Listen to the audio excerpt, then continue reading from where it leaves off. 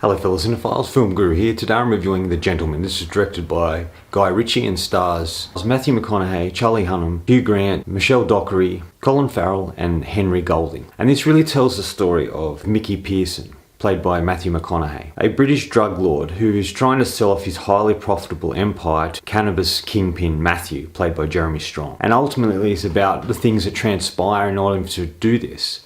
There's a lot of twists and turns along the way that leads to quite a surprising and fun-filled ending. I really like this. This was, to me, Guy Ritchie's return to form. He hasn't done a smaller film like this since probably Revolver or Rock and Roller. A lot of his films after that, before this, were ultimately big franchise films such as Sherlock Holmes, King Arthur and ultimately Aladdin recently. But it's just good to see him go back to what he does best and where he began, back to his roots. In a lot of ways this feels like his earlier films like Lock, Stock and Snatch, and it moves at an interesting sort of pace. It's filled with some really great actors and it's really well crafted, well written. The dialogue just is crackling, it's fantastic to hear it. And he has a unique style, but no one does England like Guy Ritchie. He creates such an interesting and fascinating sort of underworld with these sort of shadowy figures, these kingpins, these drug lords, all these sort of drug culture that's happening within England and the seedier parts of it. And that's what I really loved about this film. The acting is fantastic. Everybody does a brilliant job. There's three actors, in my opinion, that give three of the best performances they've given in a long time. And they were Hugh Grant. I thought Hugh Grant was fantastic. He played Fletch, he played this character that ultimately tells the whole story. He comes to Ray, played by Charlie Hunnam, and just sort of tells him a particular story, and he tells us the story that is about to unfold, and we get to see the things he's talking about as he's talking about them. He was absolutely fantastic. He talked about how he didn't want to play leading men anymore. He wanted to just do like sort of bit parts, and here he's one of the best bit parts he's played. He's got this unique British accent on that's sort of cockney and sort of an interesting way to speak. And it's just Guy Ritchie pulls a performance out of him that I haven't seen him do in a long time, and he's absolutely fantastic in this film. You know, I think McConaughey is really great. It's the first role in quite a while that he's done that was really good for him, I guess. He's done a variety of roles that were okay, but nothing to the height that he had with Interstellar and Dallas Buyers Club when he won the Oscar and movies like that. He just hasn't had that sort of exposure to those films or these well-written characters. But here he's able to shine. And he's really convincing as this American who comes to England, you know, as a young guy and becomes a drug kingpin.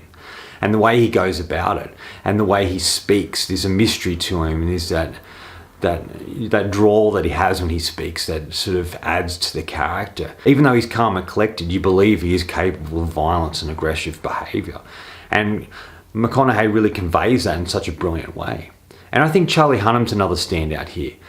He's an actor I don't mind. I loved him in Sons of Anarchy, I think, as Jax. I think he was really great in that show. I think when he works with really talented directors, or certain directors are able to pull performances out of him he's never been able to do before, maybe there's a safety in the directors he's working with and feels he can play and perform the way he really wants to.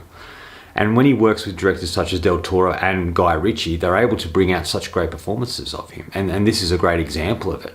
He's really great in this film, and I think he's has some really fun and entertaining moments in it, and he's quite menacing but calm and collected as well. You can really tell he's a guy you don't really want to mess with, and I love that. Henry Golding's solid. It's good to see him trying to break out of his good guy image and sort of doing romantic comedies and playing the nice good guy. He's sort of a bad guy in this, and it's really good to see, and I think he does a really solid job.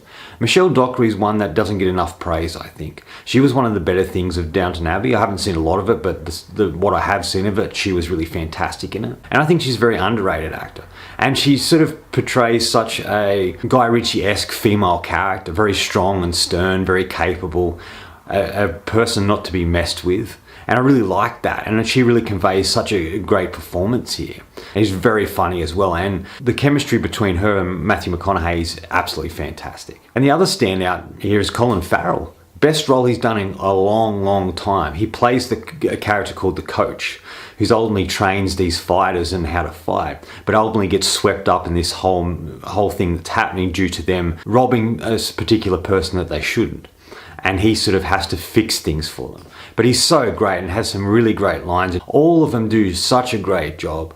And it's so refreshing and interesting the way the dialogue's written, the way it's filmed and shot. Some people are saying it reminds them of The Kingsman, but really he was doing this stuff way before The Kingsman, in his early films and in the Sherlock Holmes movies before Kingsman ever came out. So really they're copying him. There is violent moments in this, but they sort of make them sort of humorous, or they happen off screen, which I really liked. The story's a simple and basic one, you know, about a drug lord trying to sell his empire so he can retire and spend more time with his wife, and things don't go according to plan.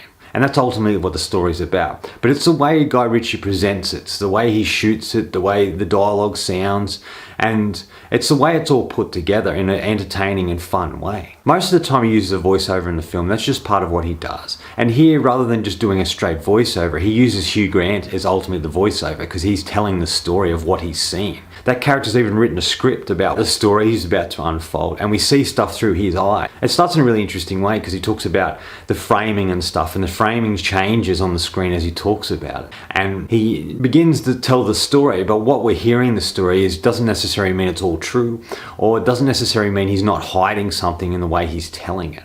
And the chemistry between him and Charlie Hunnam is fantastic to watch. And Hugh Grant really has great chemistry with pretty much everyone throughout the film, and even Colin Farrell towards the end of the movie, he's really great as well. Guy Ritchie's use of the C word in this film is quite amazing. He uses it so much in so many different ways that it's just funny every time you hear a character say it, and the way they use it in a particular sentence or scene is just friggin' hilarious. The whole movie is very, very funny. It has great pacing. He seems to have great elements of drama and action with comedy, and it works so well. This is probably one of the best films he's made in a long time, and it was a big surprise for me as well. I didn't know what to expect from this film going in. I knew it would be Guy Ritchie, and it looked like it got back to the roots of his filmmaking in the early days. So that kind of intrigued me, and the cast that he had, and the trailer was quite humorous. But I didn't expect it to be as good as it was. It was just a surprise, and I got sucked into it and had a fantastic time with it. And it's one of the very few films I've seen in recent times that was actually really good, and I was surprised by it. But I had a lot of fun with this. There's some great action sequences in it. The way things unfold, even at the start, there's a credit sequence that's sort of done with a bit of smoke, and sort of the characters are all sort of animated as they introduce them. It's just great. It's just a well orchestrated and put together film that I think Guy Ritchie just had a lot of fun with. So did the actors who were involved in it. Final thoughts. Guy Ritchie, I think, is showing that he can do these big budget films, but where his heart lies and where his enjoyment of filmmaking lies, I think, is ultimately in these smaller films where he gets a bit more personal with what he wants to say, and he's able to craft the films he wants to craft without having studios on his back and on the way he's meant to make it. And I think he's a refreshing director. He works within the country that he's from and knows quite well and knows different parts of. He's able to bring that onto the screen in a really great, fun and effective way. I think this film ultimately is saying there are consequences to our actions. We might be involved in something that's a bit dark or shady, and it's about how we navigate that, about what's right and wrong, the actions of particular characters and why they execute the decisions that they make, and the effect that it has, the ripple effect that it has on everybody involved. I'm going to give The Gentleman 4 out of 5. I thought this was solid, well put together, very fun and entertaining. Anyway, that's all from me today. Thanks for watching. I hope you enjoyed this video, and if you did, please hit subscribe down the bottom. Follow me on Facebook or Twitter. Otherwise, until next time, enjoy the movies.